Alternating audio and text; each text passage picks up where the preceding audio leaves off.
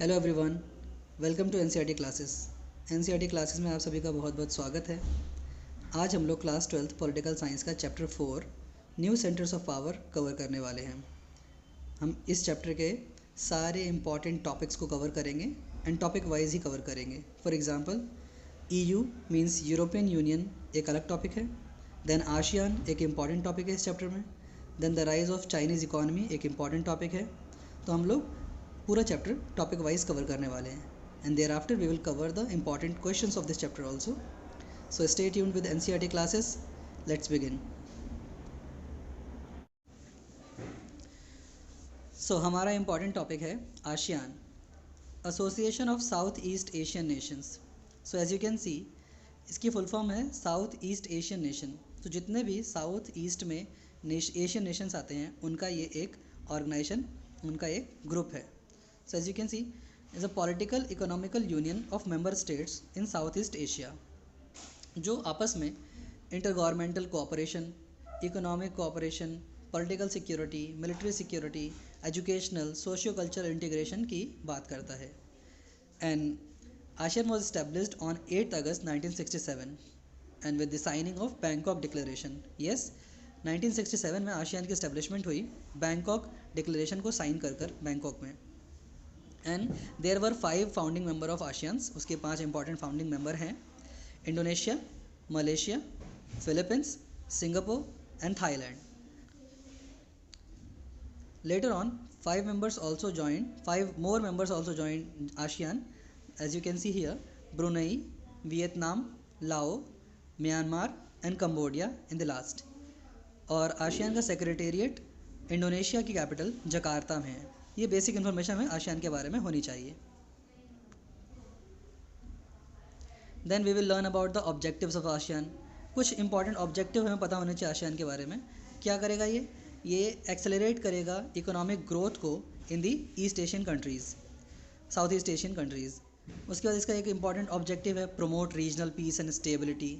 South Asia के देशों में रीजनल स्टेबिलिटी रहे, पीस बना रहे, ये इसका ऑब्जेक्टिव था। And close beneficial cooperation with existing international and regional organisation, ये एक इंपॉर्टेंट ऑब्जेक्टिव है आशियान का। इसके बाद हमारे पास एक इम्पॉर्टेंट टॉपिक है, what are the 3 important pillars of ASEAN. ASEAN के 3 इंपॉर्टेंट पिलर्स हैं, 3 मुख्य स्तंभ हैं। That is ASEAN security community, ASEAN economic community, ASEAN socio cultural community. इन तीनों के क्या क्या काम हैं, ज़रा हम इसको डिस्कस कर लेते हैं। So in 2003 ASEAN moved along the path of EU by agreeing to establish an ASEAN community comprising 3 pillars. EU के पाथ में ही चलकर आशियान ने चाहा कि वो भी 3 कम्युनिटी इस्टेब्लिश करेगा, एक ASEAN security community, economic community and ASEAN socio cultural community. So the first community is security community. इसका मेन ऑब्जेक्टिव था साउथ एशिया के देशों में, साउथ ईस्ट एशियन कंट्रीज़ में एक सिक्योरिटी की फीलिंग स्टैब्लिश करना कि सारे साउथ ईस्ट एशियन रीजन में सिक्योरिटी मेंटेन रहे, स्टेबिलिटी रहे, ताकि इकोनॉमी ग्रो कर सके। The Asian security community was based on the conviction that outstanding territorial disputes should not escalate into armed confrontation.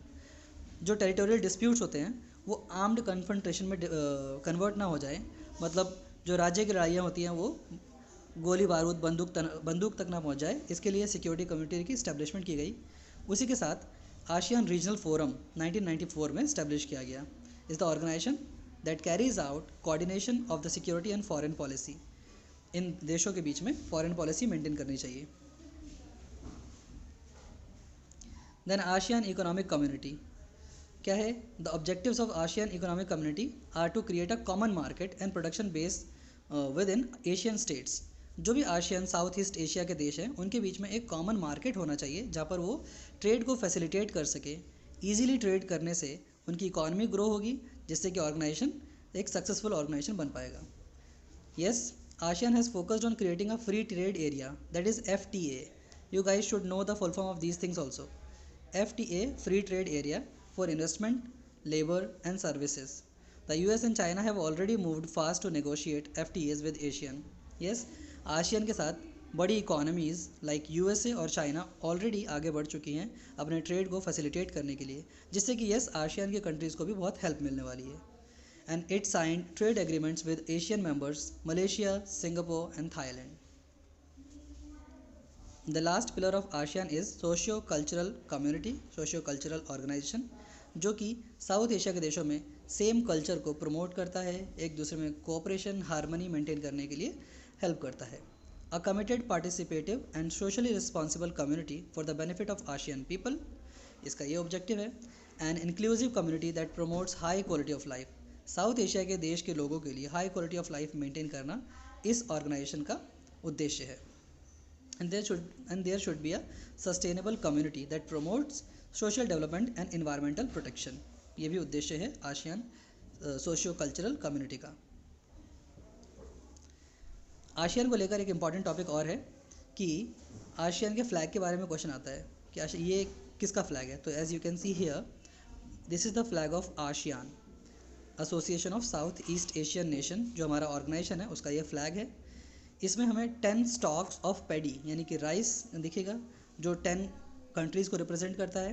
And there is a circle, white circle, जिसके अंदर ये 10 stalks of paddy है, वो इनकी unity को present करता है. तो हमें पता होना चाहिए कि the circle represents the unity of the ASEAN and the 10 stalks of paddy represents the 10 nations. So only these 2 points you have to write about the ASEAN flag. Thank you so much.